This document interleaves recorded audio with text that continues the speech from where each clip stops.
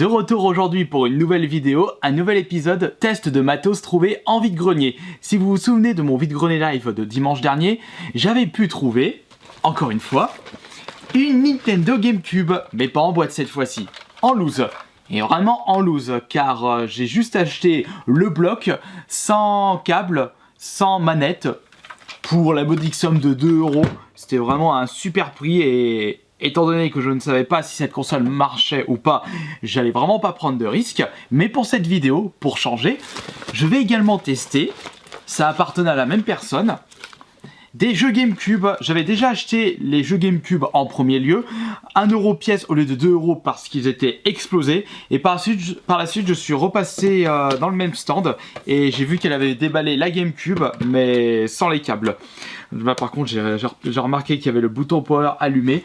Alors là, c'est vraiment grosse prise de risque pour moi car la console n'est pas en super état et je ne vous parle pas des jeux qui sont ultra rayés. Voilà pourquoi, lors de cette vidéo, on va nettoyer les CD. J'ai pris un petit peu d'alcool, un petit peu de... un petit peu de mouchoir. Non, je vais utiliser ceci pour nettoyer. J'avais regardé un petit peu sur internet les tactiques pour bien nettoyer les CD de jeux vidéo. Il y en a, ils utilisent le dentifrice, d'autres personnes juste de l'eau tiède, d'autres personnes l'alcool à 90 degrés. Je vais prendre plutôt la troisième tactique. C'est même pas de l'alcool ménager, c'est de l'alcool pharmaceutique, mais bon, on s'en fout. Tant que c'est de l'alcool à 70%, c'est l'essentiel. Mais par contre, ça, dans le sac, c'est une Wii, mais on testera peut-être ça pour plus tard. Et étant donné que je n'ai pas de câble, j'ai ressorti la GameCube que j'avais négociée à 8 € au lieu de 15 €, qui elle fonctionne parfaitement. Par contre, c'est vrai qu'il n'y avait pas de manette avec, donc j'ai repris la manette Resident Evil 4 et on va tester tout ça. Alors pour commencer, je vais récupérer le câble d'alimentation et le câble Péritel de cette GameCube en boîte trouvée je ne sais plus quand, déjà c'était cette année. et si vraiment la GameCube noire ne marche pas, on utilisera celle-ci pour tester les jeux. On va brancher tout ceci convenablement. On va commencer par le câble Péritel. Allez hop. Si les jeux fonctionnent malgré le fait qu'ils soient hyper rayés, ce sera un véritable miracle. Bon, après tout, je pense que je les aurais pas pris même pour 1 € pièce les jeux s'ils étaient rayés mais de façon circulaire. Ça c'est limite 99% de chance qu'ils ne fonctionnent plus. Et puis même je suis en train de me demander comment les gens arrivent à rayer leurs jeux de façon circulaire. Non, ce n'est pas les personnes volontairement. Enfin si, mais c'est la personne qui fait ça, c'est un véritable abruti. Ou alors elle doit pas aimer la console, ou alors ça appartenait à un de ses ex. Enfin j'en sais rien, je connais pas la vie des gens et puis je m'en branle. D'après ce que j'ai pu lire sur internet, lorsque des jeux se retrouvent avec des rayures circulaires, c'est à cause de la console. Ou alors les gens mettent la console n'importe comment.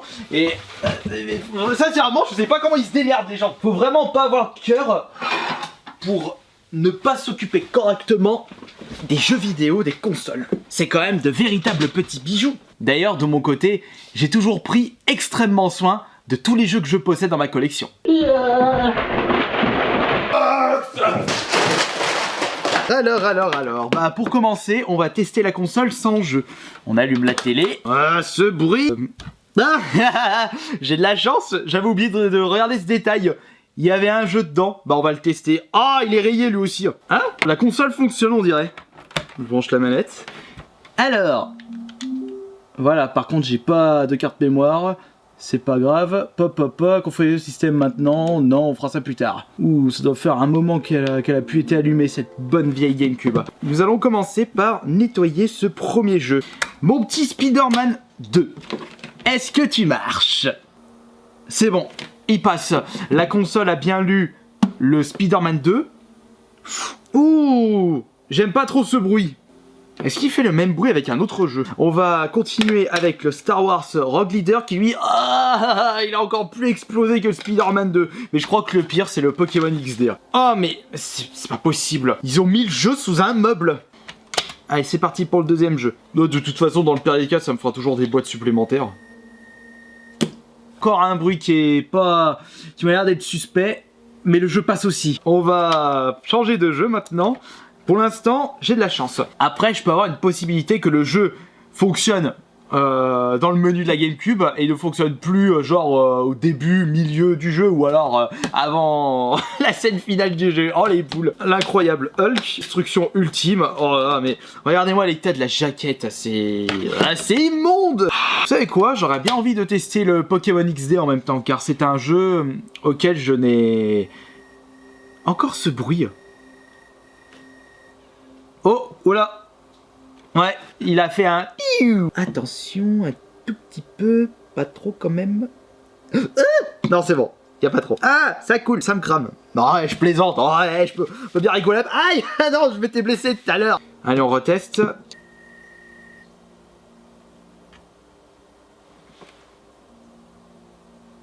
Ah, en effet, la tactique de l'alcool a fonctionné. Le jeu a réussi, enfin la console a réussi à lire le jeu, mais à surveiller pour celui-ci. Le troisième jeu en boîte, King Arthur, un jeu qui est en sale état également. Ah là là, non, oh, mais... Oh, bordel! Il y a une très belle fissure sur la gauche du jeu. On va voir ça. Ensuite, s'il marche pas, c'est poubelle direct.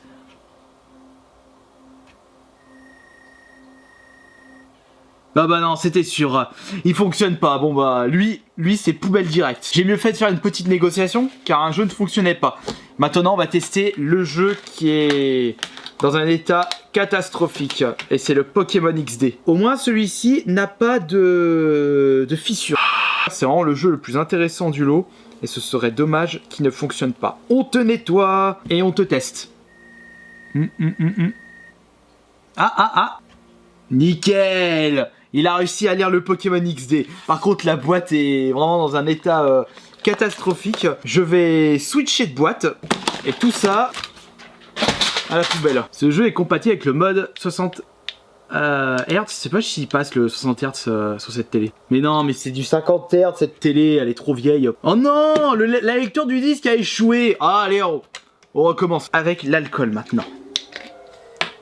Ça coule de source une nouvelle fois. Lui aussi, il a de très belles griffures. Allez, on va tester maintenant. Je testerai quand même la GameCube avec un de mes jeux pour voir si c'est pas la lentille de la console qui foire. C'est une possibilité également. Non, le disque s'est arrêté de tourner, j'ai entendu le bruit maléfique. Par contre, on va quand même tester un autre jeu. Un jeu de ma collection. On va tester quoi du coup comme jeu? Allez, on va tester Burnout. Et je suis comme un dingue. Bon, par contre, je mets pas ma carte mémoire. M'en fous.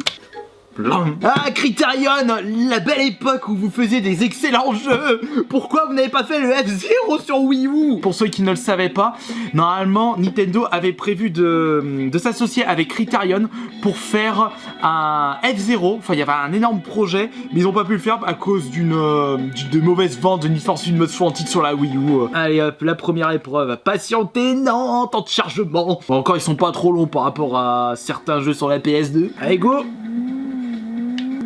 Ah, ce jeu, le mode crash, c'était vraiment une révolution pour...